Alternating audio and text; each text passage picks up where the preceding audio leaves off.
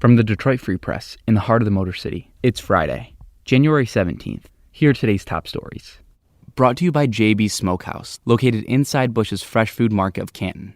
JB's offers a range of authentic barbecue favorites, from beef brisket and mac and cheese to fried green tomatoes and pulled pork tacos. JB's is sure to become your new favorite barbecue spot. Hi, I'm Bill Leitner, staff writer at the Detroit Free Press, and I hope your lights are burning bright. My new story is on DTE, Michigan's biggest utility.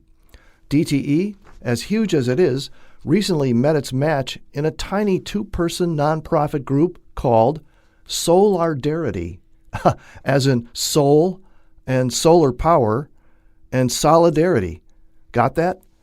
Solidarity has been pushing for ways to bring down the cost of power in poor neighborhoods. Solar is one way, and so tiny Solidarity recently took on DTE in a courtroom where a judge was deciding DTE's future. That judge, nudged by Solidarity, as well as by other groups, just ruled, and she opened the door to more solar power in Michigan's energy mix. See my story to learn what else is coming at www.freep.com. This is Phoebe Wall-Howard, a member of the Detroit Free Press Autos team. The UAW named a new top guy to handle all activity between the labor union and Ford Motor Company. This decision came Thursday, involving Gerald Kareem. He is the son of a foundry worker, a former factory worker himself in Saginaw, and now he will run all activity for the auto company that employs the most UAW members in the industry. This is a big decision. He has gone from managing 48,000 workers all throughout Michigan and the Upper Peninsula to getting this position now. He responded with surprise and honor, and now says, despite some activity involving a federal corruption investigation and changes moving forward with technology and robotics, he believes the future is bright for workers and employers, and he plans to not let line workers down. I'm Detroit Free Press restaurant critic Mark Kurlianchik. Does downtown Detroit need another burger joint? It doesn't really matter. It's getting one. Award-winning New York chef Andrew Carmelini and his NoHo Hospitality Group are bringing the first brick-and-mortar version of Mr. Dips to Detroit.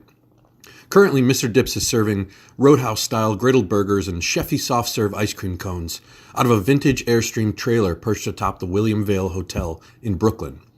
As such, it's only available during warmer months.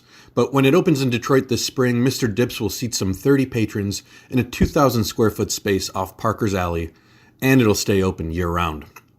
Carmelini said he plans to open additional brick-and-mortar locations around the country, but Detroit's will be the first. Carmelini and NoHo already operate 4 food and beverage operations at the Shinola Hotel complex in Detroit, including San Morello and Penny Red's. Notably, Mr. Dips will be just a stone's throw from the soft-serve walk-up window called Huddle, potentially setting off a summertime ice cream showdown. Read all about it at freep.com. Hi, this is Kathleen Gray, and I cover state and national politics for the Detroit Free Press. On Saturday, women across the nation will celebrate the 4th anniversary of the Women's March. The first march in 2017 attracted millions of people to gather in cities across the world to protest the new administration of President Donald Trump.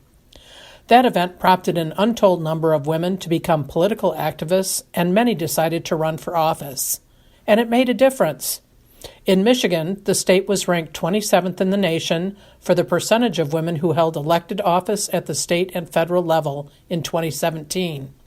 But after the 2018 elections, women greatly increased their numbers in Congress and state offices, and the state's ranking rose to 12th in the nation.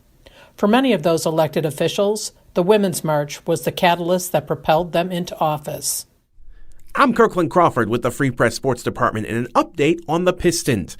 A couple of weeks ago, we learned Detroit was talking with several other teams about trading Andre Drummond, and it seemed like the Atlanta Hawks were close to making a move on the NBA's leading rebounder.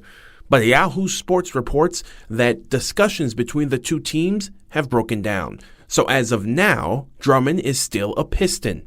And if that's the case past the February 6th trade deadline, There's a great chance he will become a free agent this summer and go elsewhere.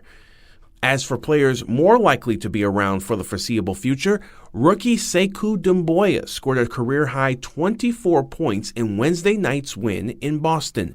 The 19-year-old is shooting 52% from the field and has impressed teammates and fans alike in his first few NBA games. Oh, and guess who the Pistons play next? None other than the Atlanta Hawks on Saturday. For more stories from the Detroit Free Press, be sure to check out freep.com. That's FREEP.com. And sign up for the Daily Briefing newsletter. See you on Monday.